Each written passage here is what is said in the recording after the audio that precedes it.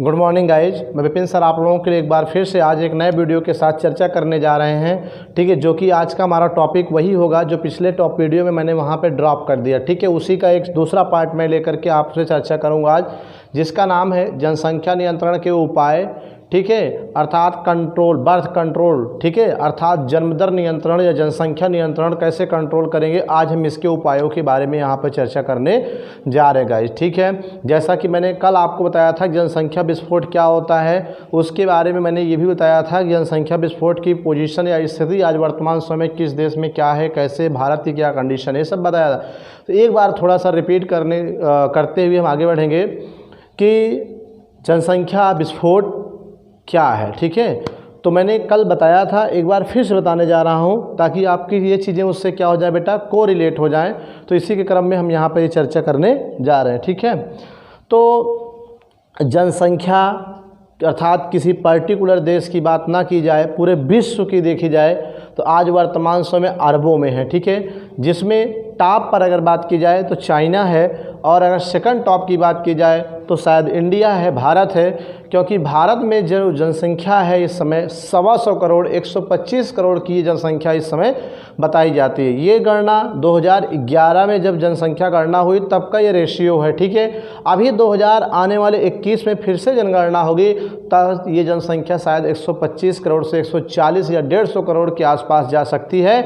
और ऐसी तरह से अगर जनसंख्या बढ़ती रही तो निश्चित ही हमारे लिए क्या होगी, बहुत विकराल समस्या होगी। क्योंकि जनसंख्या बढ़ने से प्रॉब्लम्स कहाँ क्रिएट होती है गाइज, प्रॉब्लम्स क्रिएट होती है कि जैसे जनसंख्या बढ़ी घर में, सपोज करिए अपने घर से ही स्टार्ट करिए, अगर एक घर में बच्चा है तो एक बाइक चाहिए, 1 लीटर पेट्रोल पर डे के हिसाब से खर्च कर रहा है। अगर 4 बच्चे होंगे, 4 बाइक चलेगी तो 4 लीटर पेट्रोल खर्च होगा। तो पेट्रोल क्या है, प्राकृतिक संसाधन है, तो इनका क्या होगा, दोहन होगा। ठीक है कि नहीं। तो जनसंख्या अगर उसी घर में 2 बच्चा हो तो 2 ही लीटर पेट्रोल क्या होगा, डैमेज होगा या ख़त्म होगा, 2 ही लीटर पेट्रोल का उपभोग होगा। तो इसमें क्या होगा, प्रकृति में जो हमारे प्राकृतिक संसाधन पेट्रोल, डीजल, मिट्टी तेल, कोयला, पानी, हवा, इनकी मात्रा क्या है, बैलेंस रहेगी, सुरक्षित रहेगा। ठीक है कि नहीं। और अगर जनसंख्या इसी तरह बढ़ती रही तो अंधाधुंध तरीके से उपयोग किया जाएगा, और जिसकी वजह से क्या होगा, प्राकृतिक संसाधन विलुप्त हो जाएंगे और एक दिन हमें क्या होगा, कहीं ना कहीं प्रॉब्लम्स पैदा होगी, समस्याएं पैदा होंगी। ठीक है, जैसे पहले लोग क्या करते थे, घर बनाना है तो आजकल लोग क्या कर रहे हैं, खेत में या जंगल को काट कर घर बना रहे हैं, फैक्ट्रियां लग रही हैं, तमाम तरह के उद्योग धंधे लगाए जा रहे हैं जंगलों को काट कर। इससे क्या हुआ भाई, जनसंख्या बढ़ रही है तो रोज़गार भी चाहिए और विभिन्न प्रकार के पदार्थों का निर्माण भी ज़्यादा होना चाहिए। तो व्यक्ति क्या करते हैं, कंपनियां फैक्ट्रियां दिनों दिन खुल रही हैं। कंपनियां फैक्ट्रियां खुलती कहाँ है, जहाँ पर जंगल होते हैं, जहाँ पर खेत होता है। तो ऐसे लैंड पर जब कंपनियाँ स्थापित होगी तो वहाँ पर जो पेड़ पौधे होंगे उन्हें काट दिया जाएगा। पेड़ पौधे काटने से क्या होगा कि हमारा प्राकृतिक संसाधन है, इसलिए क्या होगा, वायुमंडल की हवा को जो शुद्ध करने का काम करता है वो काम खत्म होगा, अर्थात हमारा वातावरण क्या होगा, दूषित हो जाएगा, शुद्ध हवा हमें नहीं मिल पाएगी। ठीक है, और जनसंख्या बढ़ने से जल का भी भूदोहन होता है, जल का भी दोहन होता है। ठीक है, अनलिमिटेड मात्रा में लोग क्या करते हैं, वाटर वेस्ट करते हैं, ये भी एक समस्या है। ठीक है, और कोयला, डीजल, पेट्रोल, मिट्टी का तेल, ये तो अंधाधुंध तरीके से उपभोग किया जाएगा। ये जनसंख्या के क्या हैं, कुछ विकराल रूप हैं, और जिससे आने वाले समय में क्या होगा, प्राकृतिक संसाधनों को नष्टीकरण से क्या होगा, और बहुत सारी समस्याएं पैदा हो जाएंगी। ठीक है, उसके अलावा भी जनसंख्या बढ़ने से सबसे बड़ी जो चीज़ है वो बेटा क्या है, भूखमरी की समस्या भी हो सकती है। क्योंकि आने वाले समय में क्या हो रहा है, खेती कम हो रही है, लोग खेतों में घर बना ले रहे हैं। ठीक है कि नहीं, कंपनियां फैक्ट्रियां स्थापित हो जा रही हैं, जिसकी वजह से खेती का एवरेज कम हो रहा है और जनसंख्या बढ़ रही है। तो प्रॉब्लम क्या होगी, अगर सोच लो, जरा सोचो, अगर हर व्यक्ति खरीदार हो जाएगा तो पैदा कौन करेगा। ठीक है, फसल को पैदा कौन करेगा, फूड मटेरियल पैदा कौन करेगा, आखिर कहाँ से आएगा पेट भरने के लिए। तमाम तरह की समस्याएं हैं गाइज, इसलिए आपके लिए भी ये क्या है, बहुत इंपॉर्टेंट टॉपिक है। ठीक है, ये आपके जीवन में कहीं ना कहीं इस टॉपिक का इतना महत्व है कि आगे चल कर के आपको भी इसका पालन करना चाहिए। ठीक है, तो आइए हम लोग पढ़ते हैं, डिस्कस करते हैं कि how to control your population, ठीक है। पॉपुलेशन का मतलब जनसंख्या वृद्धि को कैसे हम क्या करते हैं, कंट्रोल करते हैं, क्या क्या सरकार ने प्लान बनाए हैं, क्या क्या हम प्लान बना सकते हैं, ठीक है कि नहीं, और क्या युक्तियाँ इसमें होनी चाहिए जो सुरक्षित हो और हमें हमारे शरीर को कोई नुकसान ना पहुँचे और जनसंख्या बीमारी क्या हो, कंट्रोल हो, ठीक है गाइज। तो आइए देखते हैं एक एक करके हम इसकी चर्चा करेंगे। जो हमारा हेडिंग है जनसंख्या नियंत्रण के उपाय, ठीक है। आपसे पेपर में पूछ लेगा कि जनसंख्या नियंत्रण के 2 उपायों के बारे में बताइए या 4 उपाय बताइए, 2 उपाय बताइए, डिस्कस करिए, तो ये चीज़ें आ जाएंगी, ठीक है कि नहीं। तो इस तरह से तो आइए हम देखते हैं, ठीक है। पहला सबसे इम्पॉर्टेंट चीज़ जो जनसंख्या नियंत्रण करना है, तो जो पहला उपाय सबसे कहना चाहिए, करना चाहिए, वो क्या है, परिवार नियोजन करना चाहिए, ठीक है। परिवार नियोजन क्या है, 1 नंबर का क्वेश्चन आ सकता है, परिवार नियोजन क्या है, इसकी आवश्यकता बताइए। परिवार मीन्स आप समझ रहे हो बेटा, फैमिली मेंबर की बात कर रहा है, और नियोजन माने होता है सीमित रखना, अर्थात कम रखना, अर्थात परिवार के सदस्यों की संख्या को कम रखना क्या कहलाता है, परिवार नियोजन कहलाता है, ठीक है कि नहीं। तो क्लियर हो गया। परिवार नियोजन क्या है, परिवार का मतलब मैंने क्या बताया बेटा, परिवार का मतलब सदस्यों की संख्या, और नियोजन माने क्या होता है, कम रखना, व्यवस्थित रखना, संतुलित रखना ही क्या कहलाता है, परिवार नियोजन। अगर आप इस व्यवस्था को अपनाओगे परिवार नियोजन को, तो निश्चित ही जनसंख्या क्या होगी, कम होगी।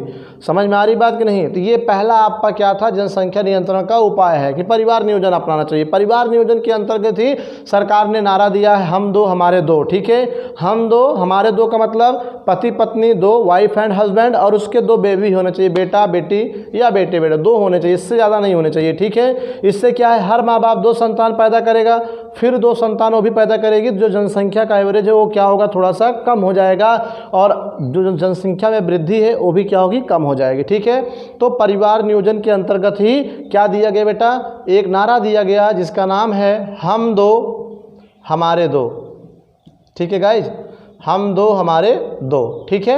हम 2 का मतलब हस्बैंड वाइफ, हमारे 2 का मतलब बेबी से बात है। तो ये हम 2 हमारे 2 क्या है, अगर इस सोच को हम लोग अपना लेते हैं तो निश्चित ही जनसंख्या वृद्धि में क्या होगी, थोड़ी सी कटौती हो जाएगी, अर्थात नियंत्रण हो जाएगा, कंट्रोल हो जाएगा थोड़ा सा। फिर दूसरा क्या बेटा, आंतरिक मैथुन, इंटरनल, ठीक है, रिप्रोडक्शन, अर्थात आंतरिक मैथुन किसे कहते हैं, बहुत रटन, ये भी एक प्रकार का क्या है, जनसंख्या नियंत्रण करने का उपाय है। सपोज करिए होता क्या है कि एक मेल एक फीमेल के साथ रिप्रोडक्शन करता है, तो मैंने आपको पिछले वीडियो में बताया था कि हर रिप्रोडक्शन से बेबी नहीं पैदा होता है, राइट। बेबी पैदा होने के लिए क्या होना चाहिए, नर युग्मक मादा से मिलना चाहिए, ठीक है, तब जाके वो निषेचन के उपरांत जाइगोट बनाएगा, युग्मनज बनाएगा, वही डेवलप होकर भ्रूण बनाएगा और बेबी बनाएगा, ठीक है। लेकिन हर रिप्रोडक्शन प्रजनन के लिए नहीं किया जाता है, समझ गया कि नहीं।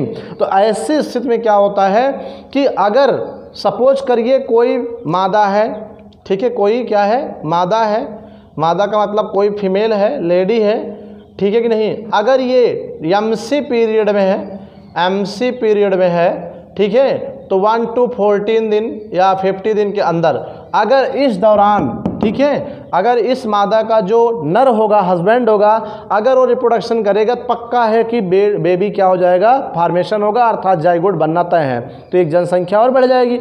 लेकिन अगर ऐसा नहीं चाहते हैं तो उनको आंतरिक मैथुन करना चाहिए। आंतरिक मैथुन का मतलब ये है कि प्रजनन के दौरान, संभोग के दौरान, रिलेशन बनाने के दौरान नर क्या करे, जो शुक्राणु निकलता है उस शुक्राणु को मादा की बॉडी में अर्थात योनि में न गिराए, उसे बाहर निकाल ले उस समय। तो इस स्थिति में शुक्राणु मादा के अंदर नहीं जा पाते हैं, अर्थात मादा के गर्भाशय में नहीं जा पाते हैं, वो शरीर से बाहर हो जाते हैं, तो इससे निषेचन नहीं हो पाएगा और बेबी फॉर्मेशन की कोई प्रॉब्लम नहीं होगी। तो ये क्या है, आंतरिक मैथुन कहलाता है। समझ में आ गई बात कि नहीं, आंतरिक मैथुन, ठीक है।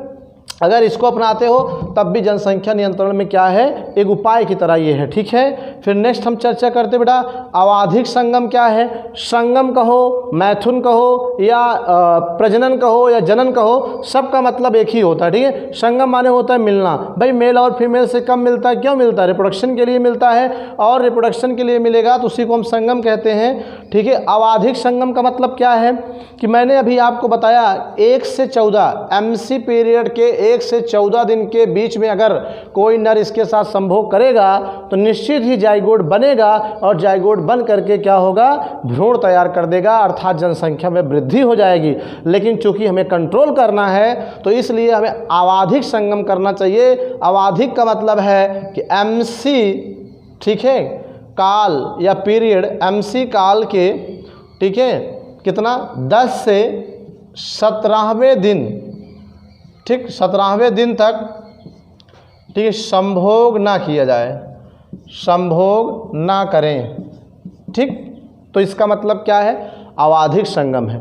अवाधिक का संगम मतलब जो गर्भ ठहरने या युग्मनज बनने का टाइम पीरियड है, ठीक है, 10 से 17वें दिन के बीच में, उस दौरान संगम ना किया जाए। उसके बाद किया 17 दिन के बाद 18 दिन, 19 दिन, 20 दिन, तब किसी भी प्रकार का शुक्राणु अंडाणु से नहीं मिल पाएगा, क्योंकि तब तक जो अंडाणु है वो डिकोज हो जा चुका है, डिस्पोज हो गया होगा, और तब शुक्राणु जाके मिल नहीं पाएगा और निषेचन नहीं होगा, अर्थात गर्भ नहीं ठहरेगा।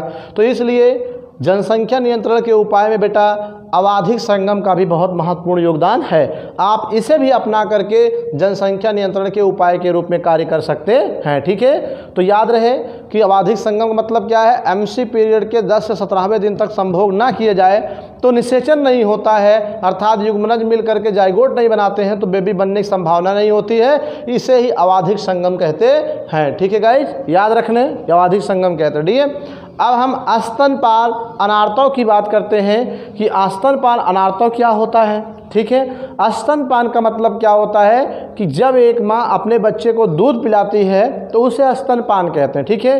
अनार्तव का मतलब भी क्या होता है ये भी हम क्लियर करेंगे कि हमारा जो वैज्ञानिक प्रमाण है, तथ्य है, ऐसा माना जाता है कि अगर प्रेगनेंसी के दौरान, प्रसव के दौरान, डिलीवरी होने के बाद, बेबी पैदा होने के बाद अगर कोई भी माँ अपने बच्चे को दूध पिला रही 1 महीना, 2 महीने, 4 महीने, 6 महीने, तो जब तक स्तनपान कराएगी तब तक उस महिला में अंडाणु का निर्माण नहीं होता है, और अंडाणु का अगर निर्माण नहीं हो रहा है तो उस दौरान अगर वो प्रजनन करेगा तो शुक्राणु मिलेगा किससे, जब अंडाणु बन ही नहीं रहा, शुक्राणु मिलने के कोई चांसेज नहीं है, अर्थात गर्भधारण नहीं होगा। तो ये भी एक प्रकार का क्या है बेटा, छोटा सा उपाय है। कौन सा उपाय है, एक छोटा सा उपाय है, किसके लिए, जनसंख्या नियंत्रण के लिए गाइस, ठीक है। तो ये बातें समझ में आ गई। स्तनपान अनार्तव बोलो, समझ में आ गई। मैं लिख दे रहा हूँ यहाँ पर कि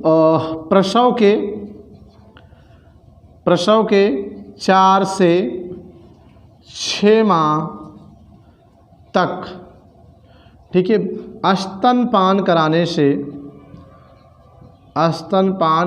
से, ठीक है, मादा में अंडाणु का निर्माण,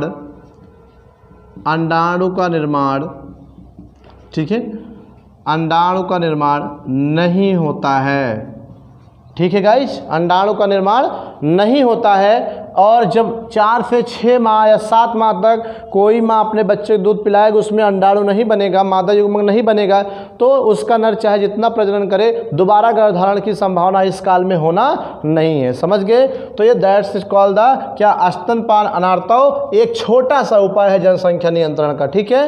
अब हम क्या पढ़ते बेटा, रोधक व रोध, ठीक है, रोधक व रोध। इसका मतलब क्या, बैरियर क्या होता है, बैरियर्स। बैरियर्स का मतलब क्या है, किसी चीज़ को रोकने के लिए जो इक्विपमेंट यूज करते हैं उसी को रोधक कहते हैं। समझ में आ रही बात कि नहीं। तो यहाँ जो रोधक और रोध है इसका मतलब क्या है, आपने सुना होगा, थोड़ा सा हम चर्चा कर रहे हैं कि मार्केट में अगर हम आ जाएं, मार्केट का मतलब समझ रहे हो ना, कि बाज़ार में अगर हम जाएं मेडिकल स्टोर पर, तो आज बहुत सारे ऐसे संसाधन आ चुके हैं जिनका उपयोग अगर हम संभोग से पहले करें, ठीक है, प्रजनन के पहले करें, तो उस क्या होता है, उसके उपयोग से शुक्राणु मादा की बॉडी में नहीं जा पाते हैं, ठीक है। तो उसे हम क्या कहते हैं, ऐसे चीज़, ऐसे पदार्थ को रोध व रोधक कहते हैं, ठीक है। और एक चीज़ यहाँ पर जो रोध होता है ये कॉमनली पुरुष के लिए होता है, जैसे कंडोम का नाम आपने सुना होगा, सभी लोग जानते होंगे, इसमें शर्म करने या हंसने की बात नहीं है, बात समझने की है गाइस। तो कंडोम का प्रयोग करने से क्या होता है कि शुक्राणु मादा की बॉडी में नहीं जा पाते हैं, जिसकी वजह से निषेचन नहीं होगा, अर्थात गर्भधारण नहीं होगा, ठीक है कि नहीं। तो ऐसी कंडीशन में इसका प्रयोग करना भी क्या है, कहीं न कहीं जनसंख्या नियंत्रण के उपाय के रूप में आता है, ठीक है कि नहीं। और रोधक में आ जाता है क्या, ये तो रोध था कंडोम, और रोधक का मतलब क्या है कि ये महिलाओं के लिए उपयोग किया जाता है कि प्रजनन से पहले रबड़ का या प्लास्टिक का एक छोटा सा उपकरण होता है जिसको क्या करते हैं, योनि मार्ग की सहायता से अंदर फिट कर देते हैं, ताकि प्रजनन के वो क्या करता है, गर्भाशय के मुख के बंद कर देता है, जिससे क्या है कि प्रजनन के समय शुक्राणु गर्भाशय के अंदर नहीं जा पाता, फैलोपियन नलिका में नहीं जा पाता है, जिसकी वजह से क्या होगा, शुक्राणु बाहर ही रह जाएगा, अर्थात अंडाणु से नहीं मिल पाएगा, ठीक है। जैसे कॉपर टी आता है महिलाओं में लगवाने के लिए, तो ये सब क्या है, ये सब रोधक का कार्य करते हैं, ठीक है, बैरियर का काम करते हैं कि शुक्राणु को अंदर न जाने दिया जाए, ठीक है। तो याद रहे, रोधक, रोध का मतलब अंडाणु और शुक्राणु को मिलने से रोकने के लिए जो कंडोम या कॉपर टी हम लोग यूज करते हैं, महिलाओं में कॉपर टी और पुरुषों में कंडोम, तो ये क्या है, रोग रोधक है। इनका कार्य है अंडाणु को शुक्राणु से मिलने ना देना, निषेचन ना करना। तो ये भी क्या है, एक बहुत बड़ा उपाय है किसका, जनसंख्या नियंत्रण का एक बहुत बड़ा उपाय है, ठीक है। अब आज बात करते हैं कि अंतःगर्भाशय युक्तियाँ क्या हैं, ठीक है। अंतःगर्भाशय युक्तियाँ का मतलब क्या है, ठीक है। तो अंतःगर्भाशय युक्तियाँ, अंतः माने अंदर, गर्भाशय मतलब गर्भाशय की युक्तियाँ माने होता है कि एक प्रकार सा प्लान आप कह लीजिए, ठीक है कि नहीं, एक तकनीक ही आप समझ लीजिए, ठीक है। तो क्या होता है कि आजकल चूँकि हम मॉडर्न में पढ़ रहे हैं, 21वीं सदी में आए हैं, तो 21वीं सदी में क्या है कि नए नए तकनीकी आ रहे हैं, तो उसी के अंतर्गत अंतःगर्भाशय युक्तियों में भी क्या है कि मार्केट में ऐसे उपकरण हैं जिनका उपयोग करके हम क्या करते हैं, महिला की बॉडी के गर्भाशय में उसको क्या करते हैं, लगा देते हैं, जिससे वो क्या होता है, उसके रास्ते को बंद कर देगा, जिससे प्रजनन के दौरान शुक्राणु अंदर नहीं जा पाएगा, जिससे निषेचन नहीं हो पाएगा। तो इसको क्या कहते हैं, अंतःगर्भाशय युक्तियाँ। चूँकि इस युक्ति में जो भी चीज़ें प्रयोग की जाती हैं वो गर्भाशय के अंदर प्रयोग की जाती है, ताकि वहाँ से शुक्राणु अंदर ना जाने पाए, ठीक है। अंतःगर्भाशय युक्तियाँ हो गया, ठीक है।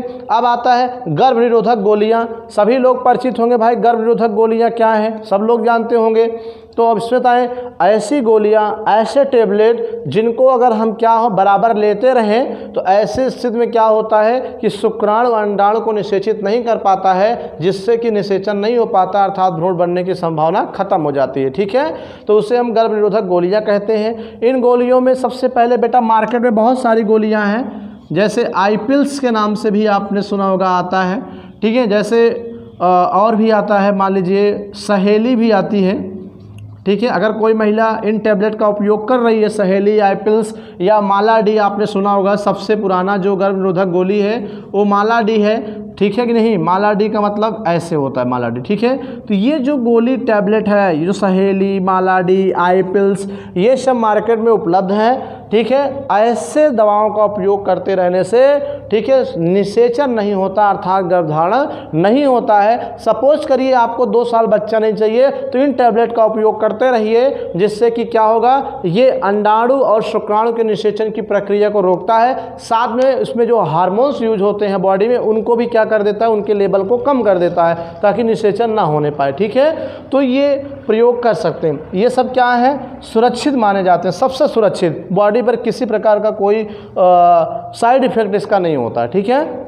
हालांकि सावधानी बरतनी है, बहुत सारे मार्केट में ऐसी भी दवाएं गाई जा रही हैं, अगर वो ब्रांडेड नहीं है, आप ये एरू गैरू नथुलाल से जाके दवा ले लेते हो शर्म के मारे, तो कहीं ना कहीं आपको प्रॉब्लम होगी। वो दवा आपके लिए डेंजरियस भी हो सकती है, ब्लीडिंग भी हो सकती है, बहुत सारे प्रॉब्लम्स क्रिएट कर देगी, ठीक है। इसलिए पेटेंट दवा लीजिए, ठीक है, और अच्छे दुकान से लीजिए, ताकि आपको क्या हो, ये सब समस्याएं साइड इफेक्ट ना हो, ठीक है। तो गर्भ निरोधक गोलियां आप समझ गए होंगे, यहाँ सीधा लिखा है गर्भ, समझ रहे हो, और निरोधक का मतलब रोध करना, विरोध करना। गोलियां, ऐसी गोलियां जो गर्भ ठहरने का क्या करे, विरोध करे, उसे गर्भ निरोधक गोलियां कहते हैं। जैसे आईपिल, सहेली, मालाडे और एंडसोवान, बहुत सारे और भी दवाइयां आती हैं, ठीक है। और जो एक सबसे बेटा परमानेंट जो इलाज है, परमानेंट, ठीक है, परमानेंट का मतलब जनसंख्या नियंत्रण के उपाय में जो परमानेंट उपाय आपका है वो क्या है, नसबंदी है। अभी जो उपाय ये टेम्परेरी है, क्या है, ये टेम्परेरी है। समझ में आ रही बात कि नहीं। जैसे हमें मान लीजिए 2 साल बाद बच्चा चाहिए, तो 2 साल तक नहीं चाहिए, तो ये गर्भ निरोधक गोली मैंने प्रयोग किया, 2 साल बाद इन गोली का उपयोग करना बंद कर देंगे, फिर से पूरी प्रक्रिया चालू, फिर से शुक्राणु अंडाणु मिलकर निषेचन कर देंगे। लेकिन नसबंदी जो क्या है, ये परमानेंट आपका प्रोग्राम, परमानेंट उपाय है जनसंख्या नियंत्रण का। और इसमें करते क्या है ये भी हम आपको बताएंगे। पहले गाइस इनको नोट कर लीजिए फटाफट, फिर हम इसको डिटेल में बताने जा रहे हैं, ठीक है। नोट करो फटाफट। तो गाइज आपने नोट कर लिया होगा। अब हम जो विधि बताने जा रहे हैं जनसंख्या नियंत्रण के उपाय के लिए, वह एक परमानेंट विधि है। मैंने बार बार इसी पर जोर दिया कि पेपर में ऐसे पूछ सकता है कि जनसंख्या नियंत्रण के उपाय के परमानेंट विधि बताइए। ठीक, अस्थायी विधियां कौन सी हैं? तो अस्थायी विधियों में बेटा नसबंदी है, जिसको बंध्यकरण भी कहते हैं, अर्थात स्टरलाइजेशन कहते हैं। ठीक है कि नहीं? तो आइए देखते हैं नसबंदी के। अभी तक जो मैंने आपको बताया, ठीक है, जो सारे मेथड्स बताए उपाय के रूप में, ठीक है, ये सब उपाय अस्थायी थे। ये उन दंपत्तियों के लिए थे जो एक बच्चे के बाद 4 साल बच्चा नहीं चाहते, चाहते तो हैं बच्चा, लेकिन दूसरे साल ना होकर 4 साल 5 साल बाद चाहते हैं, अंतराल के बाद। ये सब उपाय जो भी मैंने बताया था ये उनके लिए है। लेकिन अगर कोई दंपत्ति चाहता है कि हमारे पास 2 बच्चे हो गए अब ना हो, 3 बच्चे होंगे अब ना हो, तो उनके लिए क्या है, अस्थायी उपाय के रूप में क्या प्रयोग किया जाता है बेटा? जनसंख्या नियंत्रण के उपाय के रूप में नसबंदी प्रयोग किया जाता है, और ये बंध्यकरण। ठीक है, नसबंदी कार्यक्रम सबसे पहले पूरे विश्व में ओवरऑल जनसंख्या को नियंत्रण करने के लिए, आपको बता दें इंडियन गवर्नमेंट में कांग्रेस की सरकार थी, इंदिरा गांधी ने नसबंदी कार्यक्रम लगा दिया था। ठीक है, अगर आप अपने घर में किसी से पूछोगे तो बताएंगे। ठीक है, जिसमें ऐसा लोग बताते हैं कि एक कानून बन गया था, और उस कानून के तहत ऐसे लोगों को नसबंदी कराना अनिवार्य था जिनके पास 2 से ज़्यादा अधिक बच्चे हैं। ठीक है, ये प्रोग्राम उस समय आम जनता को इतना बुरा लगा कि आम जनता ने अगली वर्ष क्या किया, चुनाव हरा दिया इंदिरा गांधी को। ठीक है, लेकिन बाद में फिर से इंदिरा गांधी 4-6 साल बाद क्या हुआ, फिर से अगली सरकार आने पर उनका फिर से चुनाव हुआ, बम्पर वोट से जीते। क्यों? क्योंकि कुछ लोगों को ये समझ में आ गया कि इसका उपयोग क्या है और इसका लाभ क्या है। ठीक है, तो इंदिरा गांधी के सरकार में सबसे पहले पूरे विश्व में जनसंख्या नियंत्रण करने का उपाय अगर कहीं लागू हुआ तो इंडिया में लागू हुआ। वो भारत की जो आयरन लेडी कही जाती है, इंदिरा गांधी जी को कहा जाता है। ठीक है कि नहीं? तो ये कड़ाई से ये क्या है, कानून बना करके सब के लिए, ऐसे दंपत्ति के लिए जिनके पास 2 से अधिक बच्चे, उनके लिए ये कार्यक्रम जरूरी कर दिया गया। ठीक है, हालांकि बाद में वापस फैसला लिया गया। अगर लेकिन उस समय कड़ाई से पालन किया गया होता तो आज आपके इस देश की जनसंख्या 125 करोड़ ना होकर शायद 50 करोड़ के आसपास होती। ठीक है, ये बात करीब सन 70 या 75 के बाद लोग बताते हैं, उसी टाइम का है। सोचो 30-50 साल पहले की बात, और 50 साल पहले अगर हमारे 2 पॉलिसी यूज होती नसबंदी कार्यक्रम के तहत, तो आज शायद इतनी जनसंख्या ना होती, इतनी महंगाई ना होती, इतने प्रॉब्लम्स ना होते। ठीक है कि नहीं? खाने की, पीने की, रहने की, मकान की, ठीक है कि नहीं, ये सब प्रॉब्लम्स ना होते। और इसीलिए जो है क्या कहते हैं, ये कार्यक्रम उन्होंने चला। लेकिन हाँ, ये कार्यक्रम आज भी आपके देश में चल रहे हैं, लेकिन कानून ना बनाकर स्वेच्छा के लिए बनाए गए हैं कि अगर कोई दंपत्ति 2 बच्चा हो गया, 1 बच्चा हो गया, 3 हो गया, अब अगर वो बेबी नहीं चाहता है तो परमानेंट उपाय के रूप में नसबंदी कार्यक्रम को, नसबंदी प्रोग्राम को यूज कर सकता है। ठीक है, इसमें करते क्या है ये बता रहे हैं कि जो पुरुष में, ये दोनों में होता है बेटा, मादा में भी और नर में भी होता है, दोनों में होता है। तो दोनों में इसको कैसे करते हैं आइए हम देखते हैं। ठीक है, यहाँ पर हम आपको बताएंगे नसबंदी। ठीक है, नसबंदी का मतलब क्या है? नस बंद कर दिया जाता है। नस माने नली, बंदी माने बंद कर दिया जाए, तो उसे नसबंदी कहते हैं। ठीक है, तो यहाँ पर हम बता रहे हैं कि पुरुष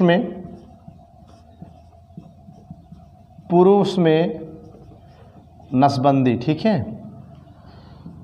इसमें, ठीक है, इसमें शुक्र नलिका, आपको मैंने बताया था जब नर जननांग बता रहे थे तो वहाँ पर मैंने आपको शुक्र नलिका के बारे में बताया था। ठीक है, इसमें शुक्र नलिका को, ठीक है, काट कर बांध दिया जाता है, बांध दिया जाता है। ठीक है, और दूसरा आपका जो है बेटा, एक वैक्सेक्टोमी कहते हैं, वैक्सेक्टोमी। ठीक है, और जो पुरुष महिला में होता है नसबंदी,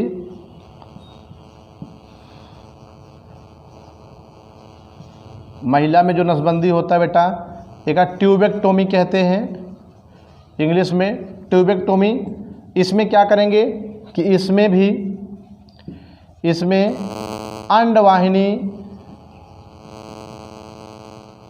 को काट कर बांध दिया जाता है, बांध दिया जाता है।